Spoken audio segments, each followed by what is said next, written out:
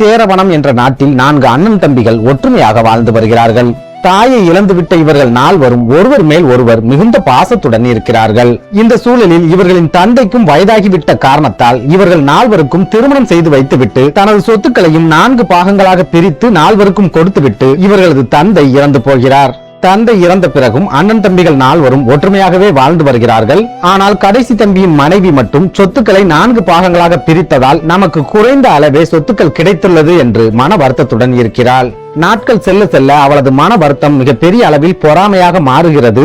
எப்படியாவது தனது கணவருடைய அண்ணன்களிடமிருந்து சொத்துக்கள் முழுவதையும் பறித்துக் கொள்ள வேண்டும் என்றும் அவள் திட்டம் போட ஆரம்பிக்கிறாள்.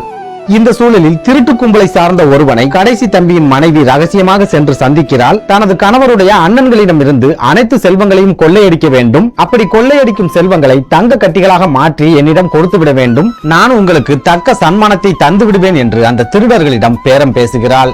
கஷ்டமே இல்லாமல் நமக்கு சன்மானம் கிடைக்கிறதே என்று நினைத்து அந்த திருடர்களும் இவருடைய திட்டத்திற்கு ஒத்துழைக்கிறார்கள். அன்று இரவே முதல் அண்ணனின் வீட்டில் இந்த திருடர்கள் கொள்ளையடிக்கிறார்கள். அந்த செல்வத்தை எல்லாம் தங்க கட்டிகளாக மாற்றி கடைசி தம்பியின் மனைவியிடம் கொடுத்து விடுகிறார்கள்.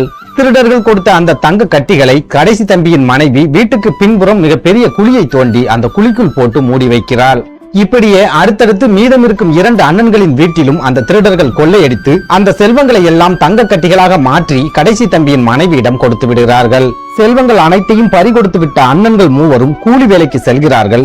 அதை பார்த்து கடைசி தம்பியின் மனைவி மிகுந்த மகிழ்ச்சி அடைகிறாள்.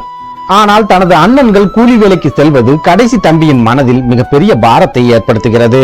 இதனால் தன்னிடம் இருக்கும் சொத்துக்களை அண்ணன்களுக்கு பிரித்து கொடுக்க வேண்டும் என்று கடைசி தம்பி நினைக்கிறான். ஆனால் அவனது மனைவியோ சொத்துக்களை பிரித்து கொடுத்தால் தற்கொலை செய்து கொள்வேன் என்று அவனை மிரட்டுகிறாள். இதனால் வேறு வழி தெரியாத கடைசி தம்பி தனது அண்ணன்களுடன் கூலி வேலைக்கு சென்று அதில் கிடைக்கும் கூலியை தனது அண்ணன்களுக்காக கொடுத்து வருகிறான். இந்த சூழலில் இவர்கள் வீட்டில் கொள்ளையடித்த திருடர்களுக்கு திடீர் பணத்தட்டுப்பாடு ஏற்படுகிறது.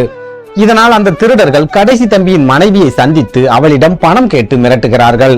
ஆனால் பேராசை பிடித்த அவளோ அந்த திருடர்களுக்கு 1 ரூபாய் கூட கொடுக்க முடியாது என்று சொல்லி அவர்களை வீட்டை விட்டு வெளியே அடித்து துரத்துகிறாள். இதனால் கடும் கோபம் அடைந்த அந்த திருடர்கள் அவளிடம் இருக்கும் தங்க கட்டிகளை கொள்ளையடித்து விட வேண்டும் என்று திட்டம் போடுகிறார்கள்.